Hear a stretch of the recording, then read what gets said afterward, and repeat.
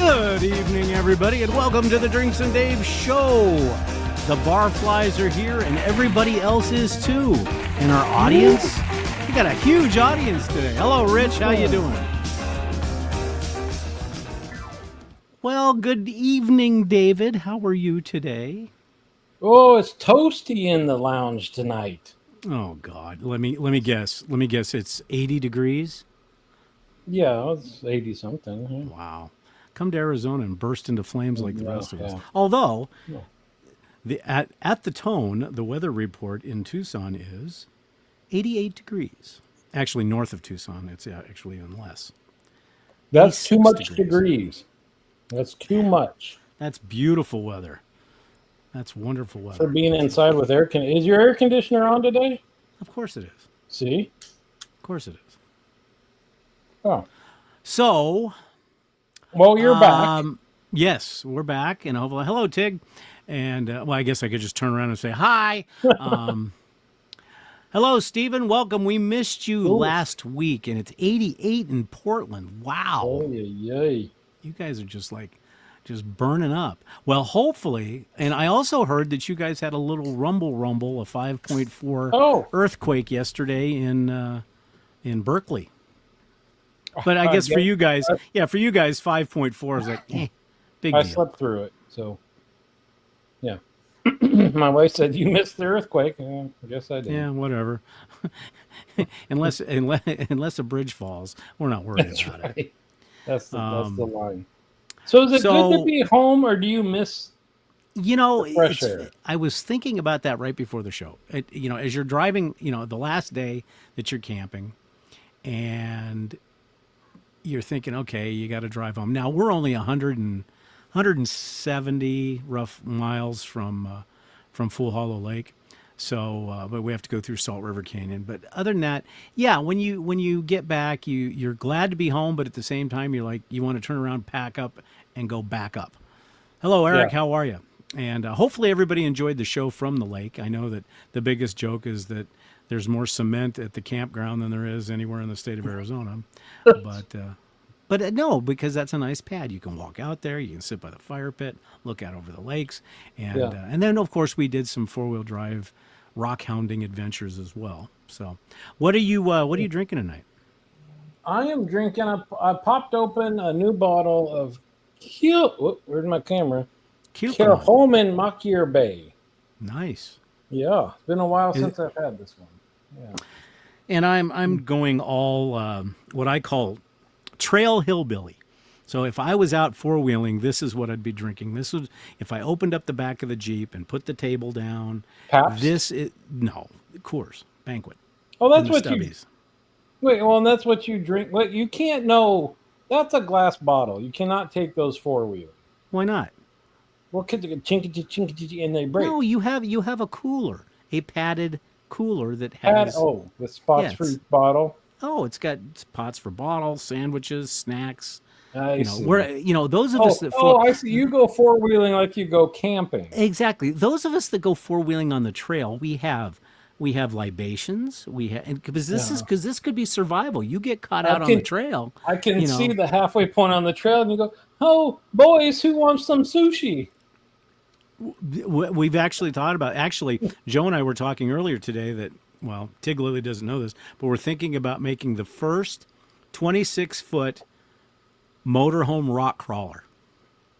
Oh, yeah. I'm going to put 40-inch tires on it, a 6-inch lift on it. Yeah. And the cool thing about that is it's 26 feet, so get over the first obstacle, and you're already into the second obstacle before you get the backup. That's right. You just ride the top. Yeah, and then anybody who's filming or anything wants to come inside the coach and have a beer while they're waiting. I mean, that's nice. It's not a bad idea. They call that the support vehicle, Dave. I think you wait in the parking lot. No. And then what are you smoking? I just fired up a Sweet Jane. Look at that. They got the coolest labels for these things. Okay, I got to see. What is Joe talking about here? Joe says, speaking of trail beverages, I bought a Circle today. When I got... Oh, I know what that is. That's where you pour water into this big jug, and then you add the flavors into it. See? See, we're not. That's We're not. adorable. Yeah. See, I mean, you gotta. Well, it's better than getting zapped out on Red Bull, because then you're Yeah. like, "Where's the next rock? Where's the next rock? I want to get on the next rock." So, I am smoking my standard. I'm smoking my Quorum. Man, by J.C. Newman. Would you buy 200 of those? No, I've got one in reserve right now, but I mean, no, I buy them in the packs of 30. Yeah. So you're one extreme or the other, which I guess evens out. Then you smoke like 5 of those, and then one of your $20 cigars, and then 5 of those. Right. And speaking of, I have to get another box of Rubicons. I see. The Cohiba Rubicons. They're really delicious. So today we're doing a wrap up of you're at the finish line almost. You can see the checkered flag waving on your house renovation. So we can see it, but the drizzles come in, and you're like, "Are you going to make it or not?" That's where we're at. So tell us about the journey this last week, because there was a lot done. There was a lot done because we were waiting for the countertops. So the countertops are in, and then they did all the appliances, and today was the tile. So Wednesday they do the grout, and then it's the finish work. So there's a chance by the end of this week we could be done. But so here's the story: is that our relationship with our contractor is, I guess, like if you started dating a friend and realized you should have stayed friends. Like, we got along fine, but now we spent too much time together. You know what I mean? Mm-hmm. And it's getting a little bit of friction and stuff like that. So we thought when they came and did the electrical for all the appliances would be in. We'd get home all excited. Nope, haven't moved. And he said, no, that's just the electrical. The electrical guy doesn't install the appliances. Right? Like, this must be union shops. Right? Like, moving the refrigerator and plugging in it is so far past what an electrician can do. That didn't happen. So, and it was whenever we ask this stuff, then there's this little attitude like, no, of course not. Stop rushing us, all this stuff. Oh yeah, that's definitely union. Because the thing is, if you go over to that electrician's house on a Saturday, what's he doing? He's installing all of his own stuff. Right. So then the next day, the appliances are in, and we're like, okay, great. So the youngest, her only thing is wanting the water nice in the door of the refrigerator finally, right? Dave, hold on just one second. One second. And this is by request of your lovely wife. I want you to put your hands together, and I want you to take a deep cleansing breath so you don't... like this? All right. That, exactly, so you don't pop a cork. Mm-hmm. Okay. Continue. So I get home. My wife says, I heard the contractor tell the guy there's the filter for the water for the refrigerator. You can put that in. I notice it's not in. Weird. Okay, but what big deal? I put in the thing, read the instructions of how to get it going, and you got to purge the thing, right? Because you're supposed to dump out the first 2.5 gallons of water, whatever, all this stuff. Oh, come on. You don't want those free radical plastic gassing. I kind of do, but I follow the rules. So put the glass in, nothing. Put the glass in 3 drops. I'm like, okay, this doesn't seem right. Reading the instructions again, it says you got to air purge, and it certainly seems like air should be sputtering out, right? But there's nothing. And at the same time, our furnace had stopped working, so we had the furnace repair guy over. So dealing with him, trying to figure out why the hell the water's not coming out of the fridge. Well, skip the furnace story. I'm reading the instructions, which are vague. Reading the instructions on the app. Nothing is working after I don't know how long, at least half an hour. I'm like, and my wife's texting saying, hey, nothing's coming out of the refrigerator, texting the contractor who says, basically, we just install it. He tested it. Water came out. When we installed the water line, you got to contact the manufacturer. But there's a missing part of his excuse, which I know already, and I'll let you tell it. Well, and again, it's like, this kind of like that's where it kind of pisses you off, right? It's like, if you're installing it, wouldn't you make sure that? And he may have the caveat of having to tell her that we don't normally install these things, right? It's normally the people you buy it from. Mm-hmm. But it's like, if you're going to agree to do it, then it should be done right, yeah? Or don't agree to do it. Right. So, long story, a little bit shorter. I finally go like, okay, I got a troubleshoot. I can't figure out anything. So I pull this fridge out, which has the clearance of like a gnat's ass hair on both sides. So I end up breaking off part of the trim of the doorway that it's next to. And find out, of course, the braided water line is kinked.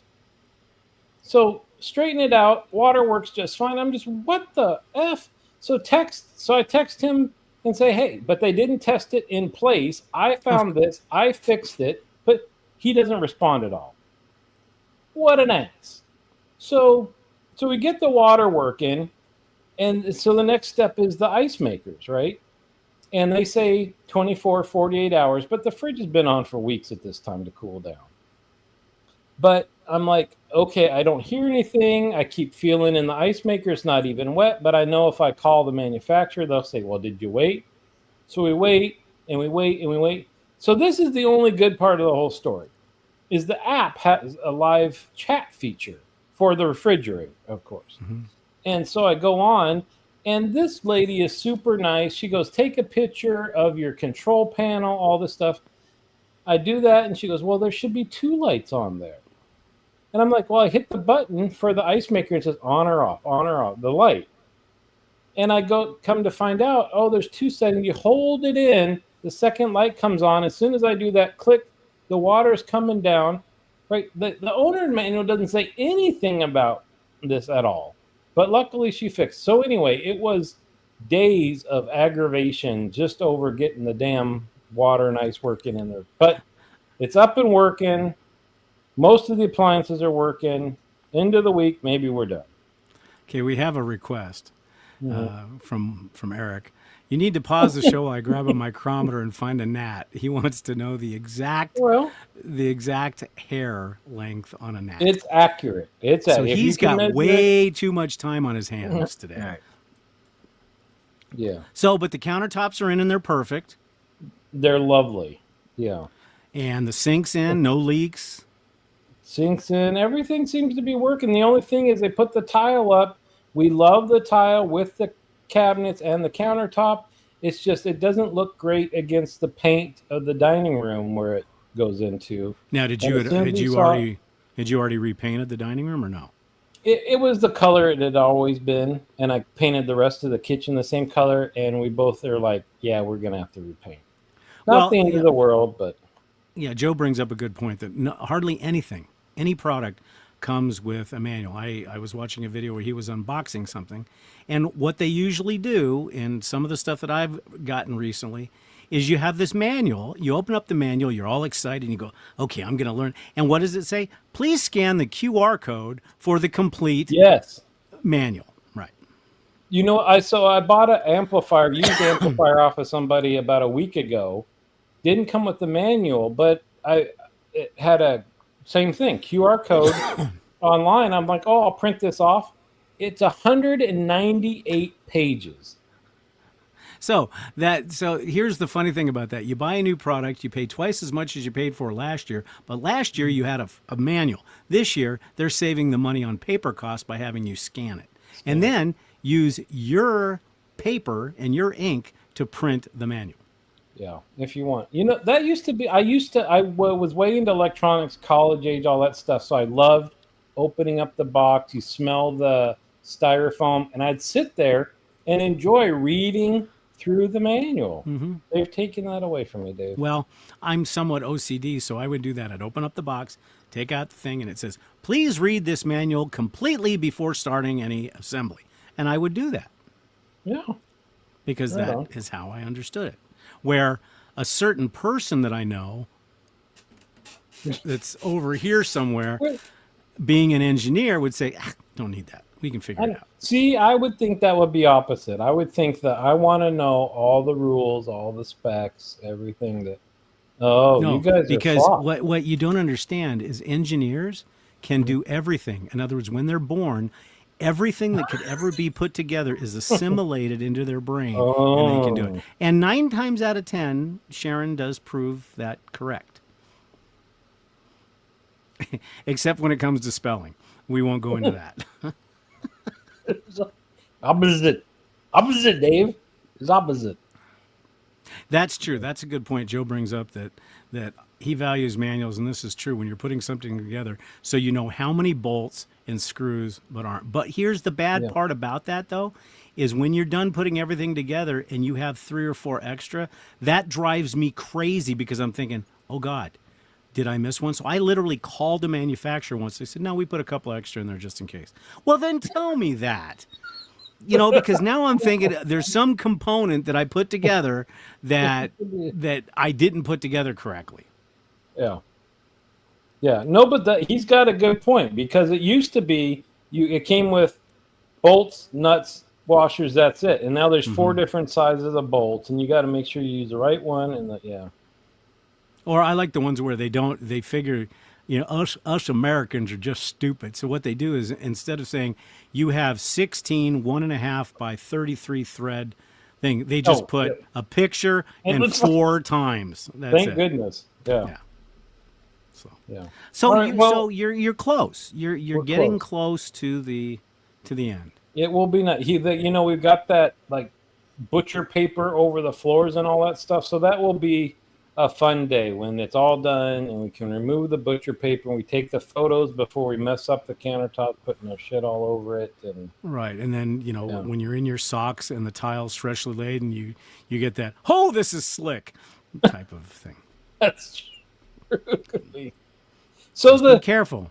So going back to our last show, it was a cliffhanger of sorts, because you guys had a treasure map with an X on it. Yes. Did you find the X? Yes, we did. It took us quite a while to find the X. Let me see if I can pull that up. I didn't. Now, so how accurate was this hand drawn? It was decent. But the problem is it wasn't to scale. So we did not know how many miles, feet, direction to get there, and there was no Rich or no Joe. There was no secret messages and stuff like that. No, I don't have it. But it was a hand-drawn map. And to give you some background, one of my clients owned a home up at Torreon, which is a kind of an exclusive golf resort up in the Show Low area. And he was very much into kayaking and biking and mountain biking and hiking. So he was out in this area. Yeah, I could have found the Declaration of Independence, but it would have been easier for me just to go to Washington and see it in the Smithsonian. But so he gave us the map. The problem is one of the directions was take the second right. Well, there was a lot more than 2 rights. And so we went out and we found the first trail that we took, which was pretty mellow. And it was unmarked. And we went out to this very nondescript green building that had concertina wire and like a 7-foot fence around it. How far were you from Area 51? That's just it. I put it in reverse and we went another way. So then we went on this other trail that I found out later was a closed road because of the condition the road was in. And Joe being, I did not think I was going to have to get out of 4 high, number one, because there's a 4 high, 4 low, and then you have front and rear lockers. And it locks the whole axle. Well, I didn't think I was going to have to use the lockers on some of this part just to go find a clue where this stuff was. So we're driving along and, you're not doing much more than 5 miles an hour. It had rained, so it was muddy. It was a blast. And we're cruising along and I look over and I see this area that looks like a picture that he sent us as the basic picture. And that's what I ended up doing, Joe. I just stuck it in 4 low once we got on this other road and just left it there. But so we're going along and I look at that. I said, I wonder. So I asked Sharon, I said, Sharon, is that the tree? She goes, no, it doesn't look right. So as we kept pulling forward, I said, well, let's check it out from a different angle. And that's what happened. We looked, and we moved about 5 feet, looked, moved about 5 feet. And I said, wait a minute, that's it.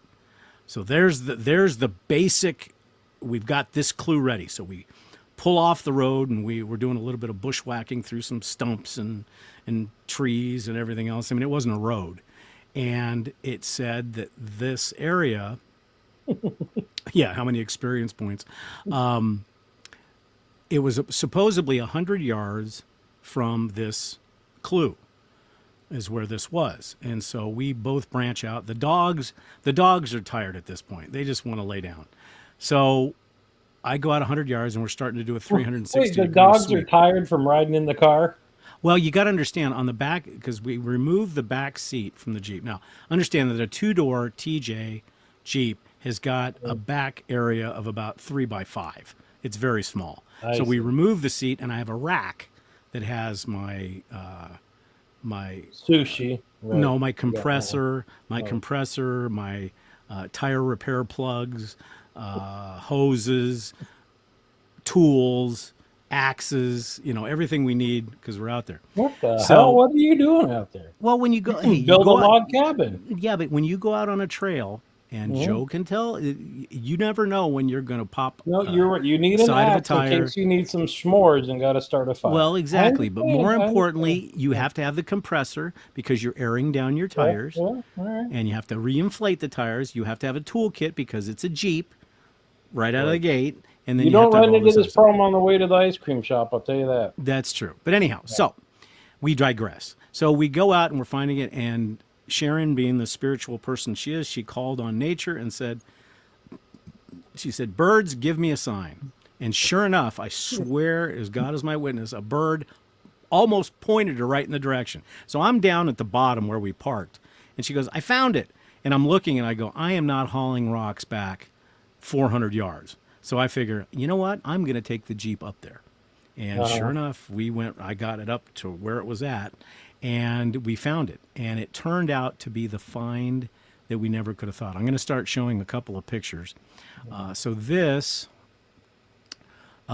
we didn't find we didn't find a hand laying on the side. That's Sharon's hand. I was going to say, boy, you got a mummy along with the, But this area, I don't know, you can't see the arrow, but near the top to the left, that is the beginning of this tree. It's an actual tree. This is wood that's been petrified over how long, I don't know. And then right to the left, down towards the bottom, is the first broken piece. Now, we did not take that big, where Sharon's hand at. We don't know how deep that is, so we did not take that piece. We're going to go back. But this second piece down towards the lower is that right there.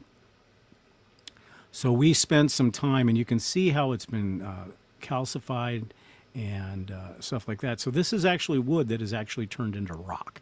And it's probably 2.5 to 3 feet around. So we think that we found an entire tree, and because there's more of it down towards the bottom. And then this was more that we dug out. That's all petrified wood. And can you see the sections of the rings and stuff on that? Oh yeah, absolutely. In fact, this piece right here. This piece right here. When it's standing, maybe that's not it. I've got one further. When it's standing up, we've got it next to our TV on a stand that you can see the tree rings and everything else. This right here is the actual piece, and there's probably another 7 to 9 inches beneath the ground here. And then if you look down towards the bottom, that's the continuation of that log, and up further, this had some branches coming out of it. Now this we did not take. We took some pieces from here, but it was just too big. We didn't have all the right tools we needed. We needed a big crowbar and a pry bar to get that out. And but we've got a good amount of it. And then let's see. Yeah, and then this is where the tree branches out. So on the right-hand side of the screen, it actually keeps going out. And then that's the continuation of the log here. So we don't know when it fell. It had to be thousands of years ago for it to get to that point. And then finally... you were probably 2 inches away from digging down to dinosaur bone. Never know. I mean, we're going to go up again, and this one was more surface area. You can see the wood around there, but a lot of that had started to fracture, so we got some of that as well. And let's see if there's any. Let's see if I have any other pictures. No, that's all the pictures. So the piece, we took a bunch of fairly small pieces. Actually, you know what? I don't like Mickey Thompsons, and I'll tell you why. They're very good. They're very good if you're going to be rock crawling only, but they are loud and they don't have good highway manners. So I've got. I was going to say, shouldn't your Jeep sound like this on the highway? No, it's usually a whir noise. It's usually a whir. But I have Nito Recon grapplers. I did some research before I bought these, and they're 35s because I haven't changed the gearing on my Jeep to put on 37s like what Joe has.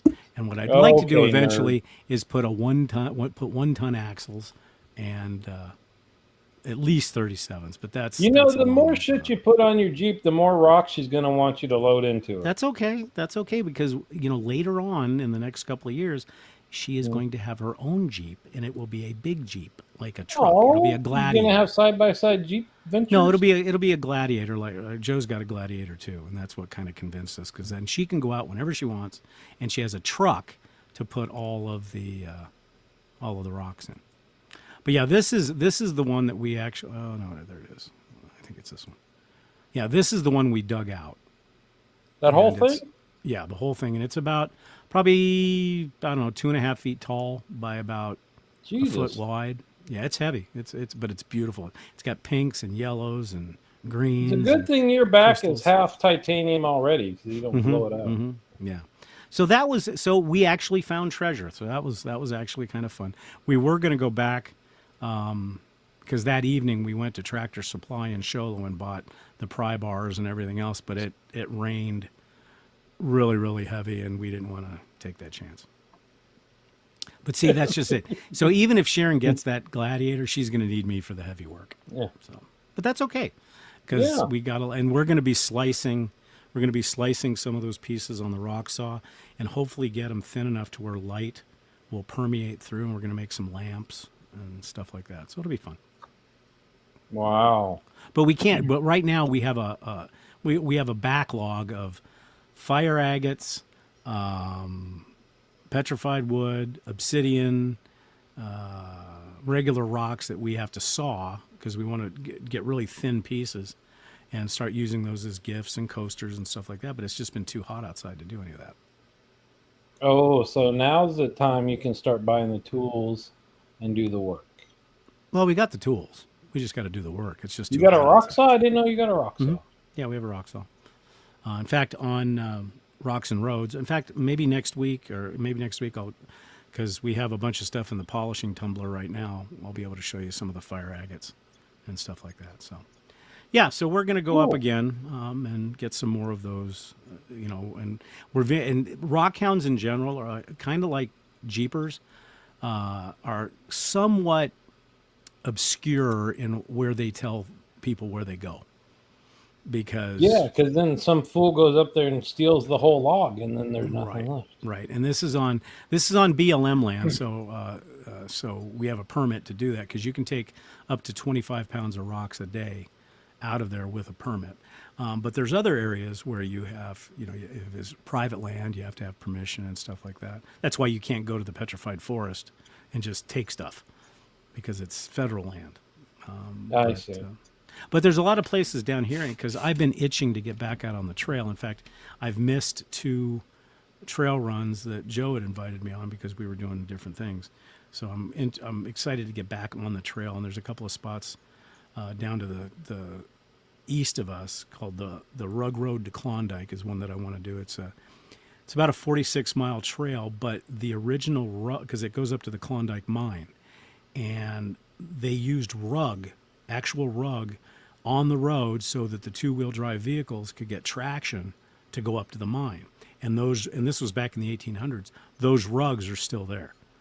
And you can't get there with 2-wheel drive anymore, but it goes up over the mountains and goes into what they call the Aravaipa Wilderness, which has got beautiful cottonwood trees and a river running through it. And a lot of people will camp there and then go up from there. So there's a couple of trails that I want to do down in that area. And then, of course, I want to hook up with Joe.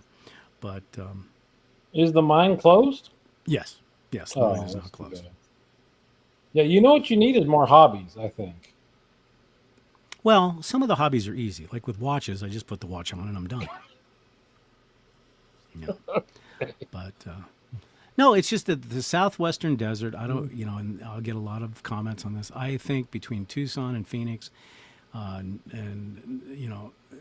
Table Mesa and some of the trails that are up the back road to Crown King, they're some of the most beautiful vistas and that you can't see from the road. I mean, you need to have a four-wheel drive to get to the top of these places and just see an unobstructed view.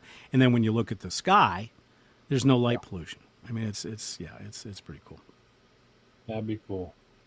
Right on. Well, yes, you gotta once we get started production, we gotta have Tig on with her finished products and such. We will. Yeah, because I'm pretty much just the chauffeur and the muscle. Yeah. Although there is something very, very cathartic about sawing through rocks. Well, because it's a power tool. It's there's just because you're just and what's weird is you can actually put your hand right on the blade. Doesn't do anything to your hand. It's what they call a friction saw. So it's smooth. There's no pointy end on it at all. It's just speed and water. It's not diamond encrusted stuff? Oh. It is. But it's meant to where you're not going to stick your hand on and push, but you can, because when you're doing rocks, I mean, you're this close in some cases. Yeah. So. So anybody that knows me that I send Christmas presents to is probably going to be rocks for a couple of years. Maybe you could word it a little bit better than that. Beautiful minerals from the Southwest. This is like jewelry raw. All you have to do is tumble this, cut it up, put it on a necklace. Merry Christmas. Well, see, that's the beauty about Sharon. She's extremely artistic. So I would imagine there's going to be earrings and rings and coasters and pendants, all kinds of stuff. Right on. So when's the next camping trip? We are considering doing something over the Christmas holidays. Possibly going to see her brother in Louisiana. Whoa. That's a trip. That would be about a 2-week trip. But I take off the last 2 weeks of December for the holidays. Because the last time we went to Louisiana for the holidays, it was magical. I mean, think about 4 days of actual Cajun cooking. It's wonderful. We've also thought about maybe for Christmas going to the lake or going, who knows? We're not sure yet. But is that up high enough where you're going to have snow and stuff at the lake? Oh, if we go back up to the lake in the winter, yeah. Come probably in October, it'll already start snowing. So probably won't do that in the motorhome unless I do that conversion kit and make it a rock crawler.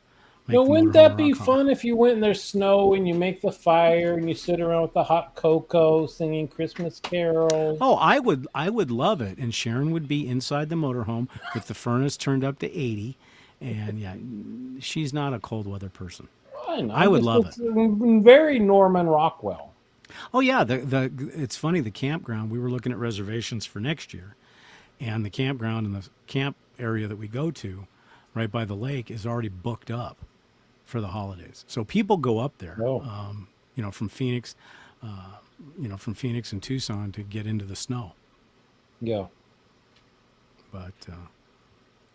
So we're not sure yet. I mean, we've found that, because when we bought the motorhome, we weren't sure if it was going to be something that we enjoyed. But as it turns out, we really like it. And the cost, it's cheaper than spending, nights at a hotel. Plus you can bring the dogs. That's the main thing. And they have fun, so. Yeah. Man, you're all the way into the elderly. What? Right? You're already living in a retirement community area. I don't live in I don't live you anywhere now have near the RV. I don't live anywhere near you got a retirement the Corvette. Community. Whoa. Why is a Corvette an elderly thing? You tell me. I've had Corvettes before. They're great cars. And the RV, there's a lot of young people that do RVing. Lots of them. And we don't live in a retirement community. We live retirement community adjacent. I I mean, it's Arizona. Everybody comes out here to retire. Right. Because of the weather. But Yeah, it's also a huge rock hound area. Everybody comes out here for rocks. Got it. So, but that's not old person stuff. That's adventurous stuff. And when you take the motorhome and you attach a Jeep to it, then you're all set. Yeah. With your sushi and your caviar. Well, you know what? We're not Neanderthals. All right. I appreciate that. I mean, yeah. You gotta. No, not Del Webb. Although there is a Del Webb community close. Is that a retirement thing? Del Webb? Yeah. They're probably the biggest, and then there's Robeson, where my barber shop's at. But no, it's fun. And I love driving. That's the key. So you get out on the open road, and it's fantastic. You don't like driving? Oh, not even a little bit. You're kidding, really? Yeah. But you have a Tesla. How can you not like driving when you have the S? Well, I like driving short distances quickly. Oh. When you just on the open road hours, no, that's not my. See, not and my that, bag, and man. then you park the RV, and you can camp right there. Then you take the Jeep and you head out into these trails. And I got it, especially if you were retired and because right now I'm thinking you get a week off from work. I don't want to spend days of it on the road. I want to just fly, get to where we're going, and enjoy the vacation. If you didn't have to get back to somewhere, I could see that. I mean, because there's all sorts of stuff. Same reason I guess you would take the train, right? Mm-hmm. From time to time we watch videos about the Rocky Mountain near or whatever, and you can do from East Coast to West Coast and all that stuff. And it looks like you might see some really cool stuff. But then you're like, okay, but even if you get a sleeper, that's a pretty small room that you're staying in, and why not just go to a resort? Because this would be a beautiful. Yeah. Because the thousands and thousands and thousands of dollars you'll spend just on the room nights, you can have everything else. Because there's nothing you saw it. We had lobster ravioli on our last camp trip. Yeah. Yeah. So you don't have to. I'm saying I get it.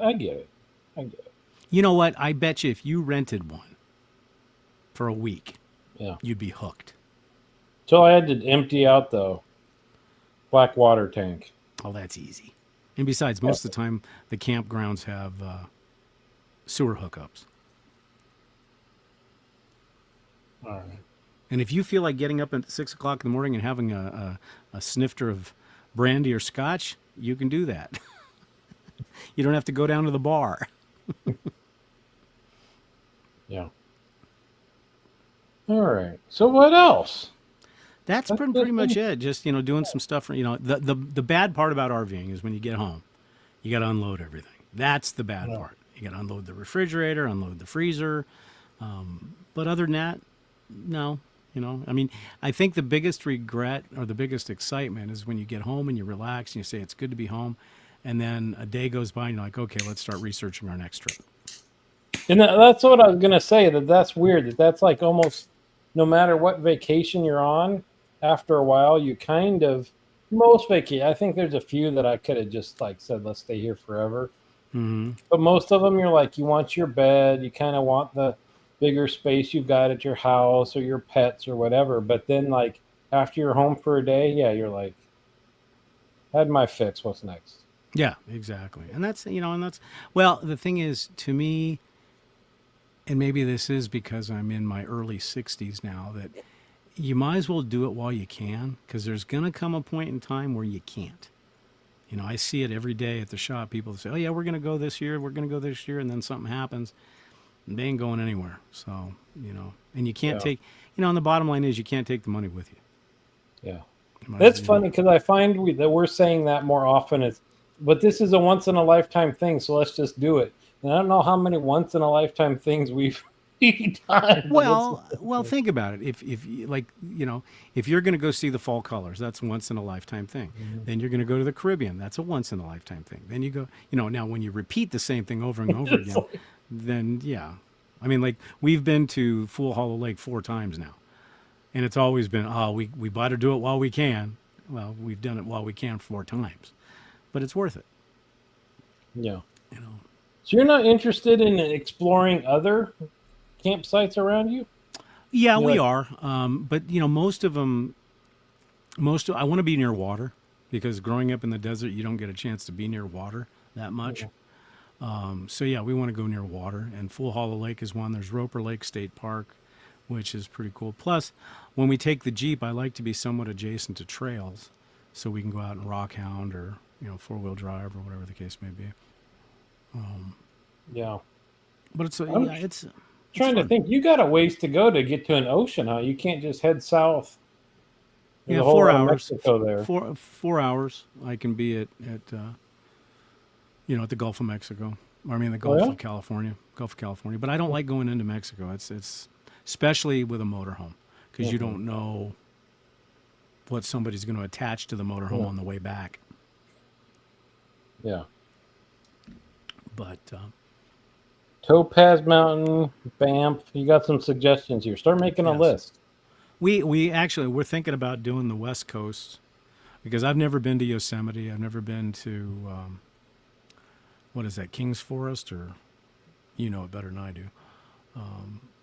You mean the redwoods? Yeah, the redwoods, the Yeah. sequoias, Napa. I've never been to Napa.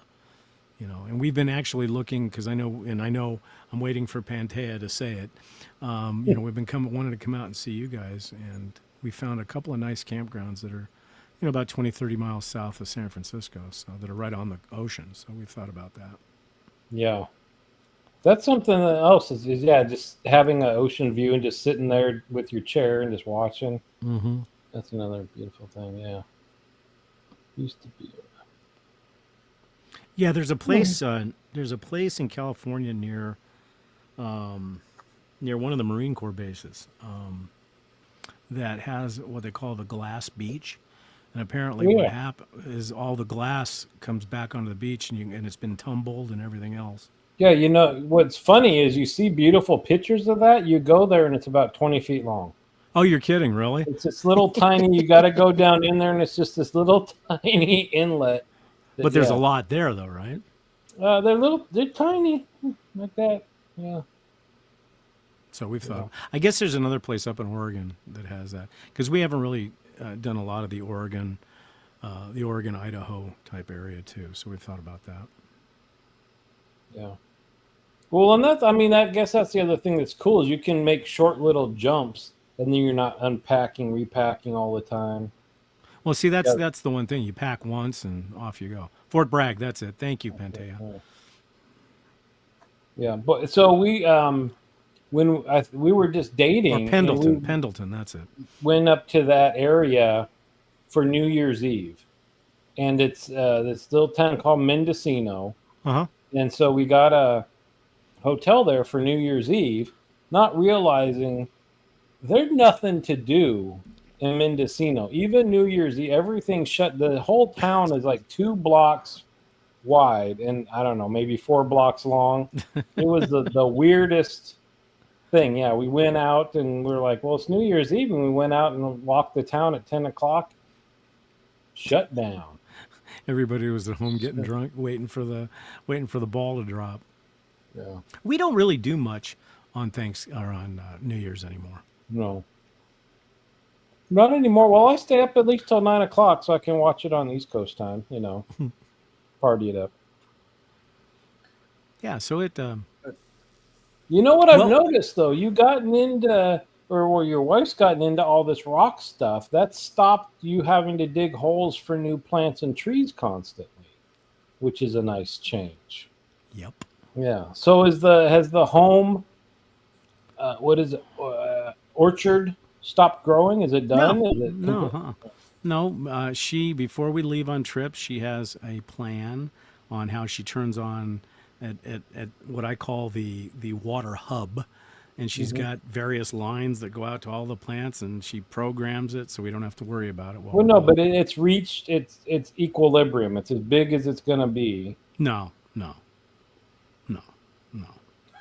Because if she goes to Home Depot and goes in the garden center, plants will be coming home. Now, do you have avocados yet? We've got the trees. That would be a question. Tig, you need to chime in there. I know we have 2 avocado trees They haven't been planted yet, and I don't think they've produced yet. Well, don't you have to plant those? That's on the list. So I'm not done digging holes, probably. Okay, well, good. But see, the more stuff that we put out there as far as plants, the more places we can store rocks, because it becomes part of the ornamentation of the lawn. Oh, I see. You're going to have the prettiest paths of polished rocks in between all the trees. Oh, see, right there. Going in the ground soon. Yeah, just to let you know. I think avocados, they're sexed plants, right? You have male and females, and you got to have... I think so. How do you know? I haven't, on the one avocado tree, I haven't looked under the leaf to see if it's a male or a female yet. You might be out of luck. It's like buying mice. You don't know until they're... right? Yeah. Good point. I don't want to ask how Joe knows that. But yeah, it's just, okay, I will acquiesce. Yes, these are old people hobbies. That's right. A versus B type avocado. But how do you know? Boy, did you open up a can of worms. So does only one of them produce avocados? The male versus the female? They must, right? Tig, type away. I have no clue. Here's a question for you. I haven't thought about that yet, because we're almost completely sold out of the Doc Holiday, so the next one will be... So here's an idea, because somebody on the cadre mentioned that they were wanting a scent produced that smells like petrichor. And ironically, just prior to that, we were up in Portland and went to a very cool perfumery, and I got a couple of perfumes, and one of them is called In the Rain, and it is straight up petrichor scent, and that would be perfect for a Rocks and Roads smell, right? The smell of... What does petrichor? It smells like rocks? No, it basically smells like when rain hits concrete. That smell. Oh, okay. When it's hot. Well, it's not a bad idea. I'll have to be calling. Well, there's the answer. You got A plants and B plants, so some is avocados and some is avocados. That makes sense. That's actually a very, very good avocados and bavocados. Oh my gosh. Okay, so I think I got rid of it, unfortunately, because Chiseled Face made this soap called Father's Garage or something like that. It smelled like gasoline. It was a little bit too intense for me. There was one called Gearhead. That's the it. same. Gearhead. Gearhead. I'll have to send that to Joe, because I can't. But it's like straight up. It's straight up gasoline, burning rubber, and the stuff you clean your tools with. Gasoline. No, there's something else. So my grandpa was an auto mechanic, and so that's where I learned that's the best way to get grease off your hands is to wash them down with gasoline and light up a cigarette at the same time. And so you come in from working on it, you still wash your hands with soap afterward, but that gas smell, boy, that sticks around a long time. Yeah, but what's cool about it is the type of soap that you use really isn't a soap; it's an orange. No, goo. pink. Oh, that one. Yeah. Yes. And it just literally takes everything off. But this was back in the day. So he taught auto mechanics at a high school. And when I went there, they had the round sinks where you'd step on the big bar, then water just spray out all around. And then it had the pink granular soap in the big dispenser. Yeah, that was more like sandpaper. Yeah. Okay, we are about to be schooled. Okay. No, both do even without a mate, but much more with a mate. A flower opens, and then the first half of I have no idea what this thing. They pollinate each other. So I guess they can be asexual, they pollinate each other. Yeah. Boy, that is very 2000s. It is. That's very woke. Yeah, that's nice. But it produces a wonderful fruit. Avocados are tremendous. Open. She's trying to. It's like she's using your voice to text feature that gets half of the open on half of the day. And whoops, what was this? Do you have to enter your age and credit card to watch it happen? first half of a day. So wait, something it just does it on a half of the. So both do a flower open on the first half of the day. Ah. Okay. Oh, wow. We need to. So in other words, the avocado plants have to be in the mood. So is it in the morning? Happy is it in hour. the afternoon? Yeah, exactly. It's a happy hour. Yeah. But I mean, think about it. I mean, think about it. Nature gave the ingredient that makes guacamole. It's That's right. Well, it's the best. And the ingredient that makes tequila. Yeah, that's true. The agave. I was watching a show on that. How to make tequila? Yeah, this lady in Mexico, she's one of the few female tequila makers, and I guess it's always been a men's dominated area, and she is a single mom, and it's an all-female operation, and I want to try to find it. Apparently they do sell it up here, but dude, she's made it. I've told you, we mentioned before, and we talk about cigars and wine, and just thinking about like what's in your hand right now, right? That they grew these plants in a hothouse for a while until they got big enough to plant outside, and some of them they had to grow under the shade, and they watch over these things. And then, I'm not going to go through the whole process, but it's like a year and a half before it actually ends up being rolled into a cigar after aging and drying. All of this stuff. Same thing with mezcal. That's amazing. They grow this big, huge agave. They take years to grow, cut it up, put it in a big pit in the ground, set it on fire, crush it with a big stone hauled by a donkey again, if you get the real stuff. And it just sits on a shelf and you can drink it. That's just, I love all of the history and labor and all that. Just, yeah. What the hell does that mean? Oh, I didn't even read it before I put it up. Wow. I gotta learn better, huh? Wow. Wow. This is a PG rated show. Oh, is it? I don't know. Although I guarantee you all the guys in here are thinking, avocado. Well, but I am curious how they know, because if you get a pit, which is how you would get a new avocado plant, right? I assume that's in fact, the same I've seen plant. it. I've seen it. Well, you stick the toothpicks and you stick it in the water and you put it in your windowsill, and then it sprouts, and then you're like, what the hell am I going to do with this? And you throw it away. I remember. Yeah. No, she didn't throw them away. She planted them. Wait, she grew her own avocados and they turned into trees? Mm-hmm. That's very economical. It's like a 10-year process. She did that with a mulberry, too. When we bought a mulberry tree, she had a cutting from the mulberry, and now it's sitting out in the yard, and it's huge. No, see, the same thing would be because there's seeds inside what do you call those? So you got a berry, and then there's all the little parts of the berry, right? What do you call those things? They got to have a name. I call them mulberries, and I call them delicious. But there's a seed inside every one of them little things. Mm-hmm. So in theory, right, couldn't you take just a mulberry and throw it in the dirt? And I would assume so. It would grow? Have her try it out. Let me know what happens. She will. She will. You've never...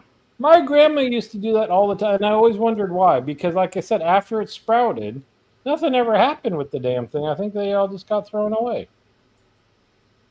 Yeah, I know that right by our kitchen windowsill, there's usually various stages of avocado growth. It reminds me of, if anybody ever saw the Mel Brooks movie Young Frankenstein, where that one scene where you had the heads and they were in the jars and they said 3 months, 6 months, 2 years, 5 years, same type of thing. Oh, yeah, this is a thing that they have the crazy where you graft a lemon branch onto a lime tree. We have one. We have one in the backyard. It's peach, nectarine, and she'll put what the third one is. Yeah, so it produces apricot. That's what it is. It's apricot, tangerine, no, apricot, peach, and one other. And your next hobby should be bonsai trees. No. Those are cool. I don't have the patience. You could have those all. You need more windows to have more windowsills. Yeah, but I don't have the patience for that. Well, patience what? You clip it and then you don't do anything for 5 years. Exactly. Yeah, exactly. Oh my God. That is boy, watching a show on those things, I can't, yeah. That's a different kind of mentality that this will be done in 50 years. Yeah. And I'm going to wire it up and then you don't do anything for forever. Yeah. Well, here I think it's funny. Here in Arizona, it's funny because you'll go to where our retirement communities are, and people have landscapers put in a small saguaro. And the people will say, I can't wait until it grows its first arm. I said, dude, you're going to be pushing up daisies by then because it's 50 to 75 years before they sprout their first arm. Yeah. Don't they have fruit too? Yeah. Mm-hmm. You ever eat a fruit? We haven't done the saguaro fruits, but we do the prickly pear fruits every year. It's a red bulb, and it tastes kind of like a mixture between a watermelon and a plum. And you can make jellies and jams and cakes, and you can take the mesquite beans that come off the mesquite tree, and you can grind them up into flour and make bread and everything else. Delicious. So, a lot of people don't realize that the desert, you can take the prickly pear cactus, burn off all the spines, boil it, slice it up, and that's called nopalitos or nopals, and it tastes like broccoli.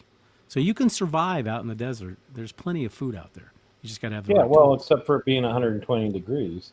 Oh, yeah. Well, but see, when you're out there and you ran out of water, you can just take one of those paddles and bite into it and get moisture. I wish they had Scotch trees. That would be nice. Boy, we'd be growing those out front like crazy.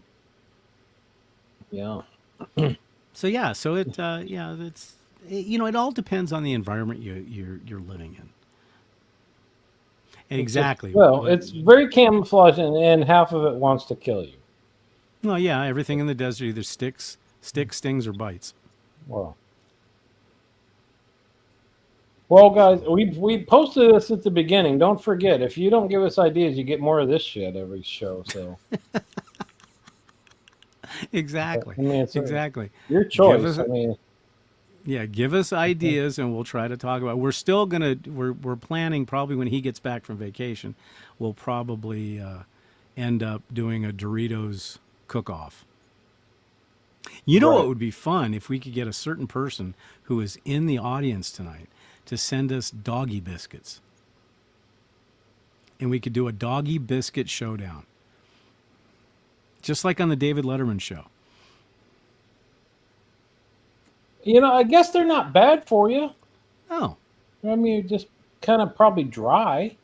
Yeah. You see the dogs that got to stick it in their back of their jaw to bite through the thing. Well, Sharon brought some treats. But okay, Joe, I know you're in HR, but that doesn't mean you don't know people in sales. My wife. Give us samples or you're fired. That's what you say. Yeah, really. Use your HR powers. I can grant you a leave of absence. Thank you. No, but my wife bought these cookies. They look like Oreos. They're delicious, and they're doggy biscuits. So that's that's. But they're like five times. They're like 5 times the price of an Oreo. Right. But there's no sugar in them. You go to the pet store, and they've got all these doggy treats lined up. Different shapes. They get holiday ones. Like your dog gives a crap what shape it is. You throw it at them, and the small ones they swallow without even tasting, right? No, that's not true. Because Leica is the pickiest husky on the planet. Literally, this beautiful duck and bacon treat. You'll put it up to her nose, and she'll go, "Nah." You say duck and bacon? Duck, bacon, and sweet potato. Gee, Merry Christmas. Like your next step is having a refrigerator for that fresh, whole food, dog food stuff. No, that's not that. You know how much that is a month? It's like $450 a month for that stuff. Uh-huh. So I'm saying you're on your way. Hey, well, exactly. Like what? Yeah, let's give them Oreos from now on and watch how quickly our dogs turn into diabetics. Well, Joe, I guess we'll never know. You know, if we can't get the samples, I'll send. No, because these ones that we have up there are packed just like Oreo cookies. I'll send you a pack, and then we can do a. I don't need a pack. I don't have a dog, so. Well, you don't know anybody who has a dog. 2 would be okay. Okay, I'll send you 3 different flavors, and we can eat them on air. Because that would be. Now, some of the softer treats, no, I'm not going to do that. Why? No. You don't want the bacon flavored ones? They what are the ones they used to have? The ones that were like little round ones and they were filled with stuff. The what? Oh yeah, the sausages. Yeah. No. But yeah, so we need to do.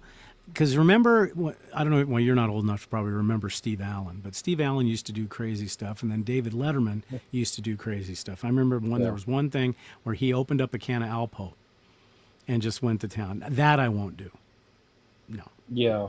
Because I don't want fish lips and cat parts, and no. Here you go, Dave.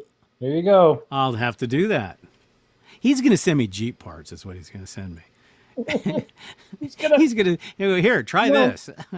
No, they have the quality control at the end. He's gonna send you the stuff that the machine shoots off the side. That's okay. It's probably still pretty good. I mean, listen, do dogs really care? There's certain things they do to themselves that I don't think it really matters. That's what I'm saying. So I don't know that our viewers are going to be too impressed with us picking the Drinks and Dave's official dog treat, but I think it'll be fun. So I think that's it, isn't it? He can. P-Beat's saying that he can send us some. Oh yeah, I'm sure. Those will be nice by the time they get here. Yeah, boy, this one smells a little strong. Yeah, that would not be fun. But no, we need to get, because it seems like when we did the food challenges that. People had a lot of fun. Yeah, no, we could probably, I just keep saying is we need to find when they're both of us have a grocery store where they're 2 for $5, and then we just go buy. I mean, maybe we could do it before I go. Yeah, we've got 2 more shows before we have to skip. Right, a couple. And we're going to be at 6 p.m. again. Yeah, for now. Yeah, sorry, but there's this work meeting with leaders, and boy, they're booked up, and so they schedule this darn meeting from 4:30 to 5, and that's right. The 6 o'clock works okay. It works okay. So, well, anyways, folks, I hope you enjoyed the show, and please email us with your ideas, and we will be doing a food show probably. Well, hopefully we can plan it for the next couple of weeks. We'll have to figure that out. So, Christmas fruitcake. Ooh, that one's a tough one. Yeah, those are not cheap. No. Yeah. We could do a Christmas. He's going to send us 10 different fruitcakes. Thank you. Yeah, but the problem is he's had these fruitcakes probably for 25 years. He's been collecting them. Yeah. Another one we could do, even though I know we're both diabetic, is we could do an M&M challenge. There's enough M&Ms now, different flavors. They're all over the place. Well, so. All right, folks. Well, yeah. So join us again next week at 6 p.m. where we'll have more scintillating content. or this. But we did end up with food like we always do, because I know that Rich would have gotten very mad at us if we did not end on a food note. And actually, we should have Rich on to talk about the Wet Shavers meetup that they went to. We'll have to think about that down the road, too. So. Anywho, I hope everybody has a wonderful week, and we will see you again next Tuesday. Say goodnight, Dave. Night, Dave. Take care, folks.